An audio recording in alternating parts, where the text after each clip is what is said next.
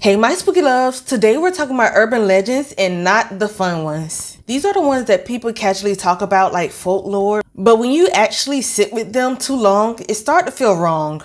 These are the type of stories that once you hear about it, you forget about it for like 2 years, and then one random night, it pops up in your head, but you just can't stop thinking about it.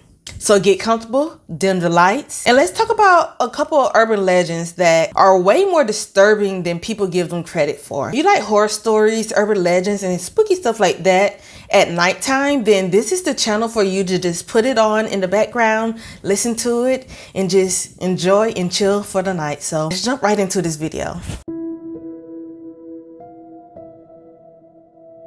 Urban legend number 1, the killer in the backseat. This first one is usually told like a warning, something meant to scare teenagers to be careful. But the older you get, it just becomes unsettling, especially if you're a woman.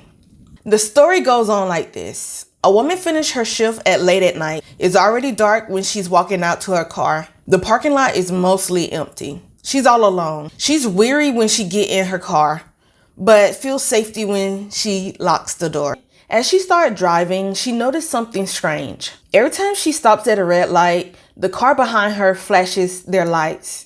At first, she's annoyed, thinking that the driver behind her is being impatient and just trying to mess with her. But 15 minutes in, she noticed that the driver haven't turned off and they're still behind her flashing the lights. Every stoplight, every slowdown, headlights on and off, again and again and again. Eventually, she becomes scared. Who are these people? Why are they chasing her? And she's in danger now. She started driving faster, convinced that the people behind her is trying to kidnap her. When she finally pulls in her driveway, the car behind her stops too. Before she can even get out, the person jumps out their car screaming at her, frantic, "Get out your car now, it's dangerous." Terrified, she does. And then she realized the reason why the person was flashing the lights all along. There was someone in her backseat, a man hiding back there, crouched low enough to the point where she couldn't see him. Every time she stopped, he started to sit up, waiting for a chance to get to her. And every time he moved, the person behind her flashed the lights, letting her know it was a weird man in the car. They weren't following her, they was trying to warn her. What makes this story so disturbing isn't the fact that someone was hiding behind her seats. It was the timing. The fact that danger was there the entire time, close enough to catch her. And she had no idea. She didn't check her car. She just got in and was trying to get home.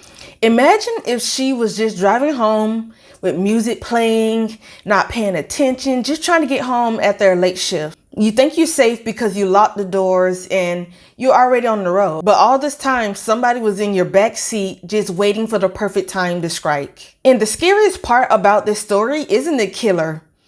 It's about that someone saw the killer the whole time and was trying to warn you, but you had no idea. And you only survived because a good Samaritan saw them before you did. Because if you haven't, you would never known until it's too late. And you know what gets me is not the fact that she didn't check her car before she got in and locked her doors. It's the fact that someone's flashing their lights for a long time and you still drove to the house instead of driving to the police. Like, why would you lead the person to your house? Now the person know where you live. That's crazy. But let's go to urban legend number 2. The call is coming from inside the house. This urban legend has been told so many times and people already know the twist. But knowing the ending doesn't make it less frightening. A teenager babysitter is watching the kids while their parents are outside for the night. Everything is quiet. The kids are asleep, but now the house is starting to feel too quiet and too big and too empty. But then the phone rings. And when she does, all she hears is breathing on the other side. She is shaking. She hangs up, but a couple minutes later, the phone rings again. This time, a voice speaks, and it tells her to check on the children. She hangs up, terrified, and decides to call the police. They tell her to hang on, someone's going to be there shortly. And if they call again, they'll trace the phone number to find out who it is. So moments later, the phone rings again, and she secretly calls the police. And that's when they tell her, the call is not coming from outside somewhere. The call is coming from inside the house. Depending on the version, The ending might change slightly or might be a little bit more dramatic, but ultimately it's mostly the same. Sometimes the children are already gone. Sometimes the killer is just hiding somewhere in the house. And sometimes the babysitter and the kids make it out safely. But the core fear stays the same. The threat was outside. It was where she felt the safest, inside. And that's what makes this whole story unsettling, how normal it starts. Babysitting is supposed to be boring, quiet, calm, and predictable. But this legend takes the sense of safety and completely flips it. It suggests that the place that you feel the most safest, which is your home, can become dangerous without a warning. There's something deeply uncomfortable about the fact that the idea of help is just a phone call away. But the phone itself was part of the danger. Even now, people still check their doors after hearing this story. And they hesitate before answering unknown calls. Hey, even I don't even answer unknown calls. It always go to voicemail with me. But once you already imagine and hear about your house becoming dangerous, you can never shake the feeling that you're being watched. And you just don't feel comfortable in your home. It's just hard to feel safe anywhere. Just thinking about your home, having someone in it, and you're sleeping, and next thing you see is somebody like standing over you, or a shadow slightly moving, like your hand slightly moving, and you think that somebody's in your house. That's the worst fear ever. But let's move on to urban legend number 3, the vanishing hitchhiker. This one feels quieter than others, almost a little sad. And maybe that's why this one lingers. So a driver is traveling late at night and they see a woman on the side of the road that looks like she needs some help. She looks cold, lost, and out of place. It's somewhere you wouldn't think of seeing a woman walk along all by herself. They stop and offer her a ride, and she gives them the address and quietly sit in the passenger seat. She doesn't say much and she's barely moving. But when the driver reached to the address and looked over, she is gone. Like nowhere to be found. Confused, they get out the car, head to the house and knock on the door. An older person answers. And when the driver explains what happens, the person's face changes. And they start telling the truth. A girl died on that same road years ago on her way home. And she's been appearing to drivers ever since. And sometimes the driver later realizes she left something behind. A jacket, a scarf.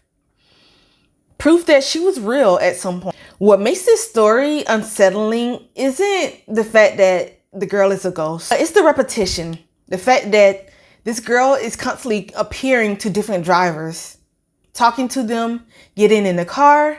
It's the idea that she's still trying to get home, still trusting to strangers, stuck in the exact same moment. Like other horror stories, this one doesn't feel angry or violent.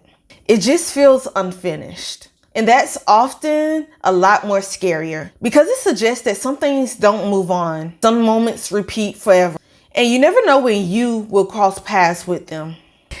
That story is so sad. The fact that a young girl died trying to get home, and it's most likely a stranger or someone kidnapped her and killed her. And her ghost, her spirit is still stuck in that mindset, thinking that she could just get home if she just can find a car that would take her there. That's so sad.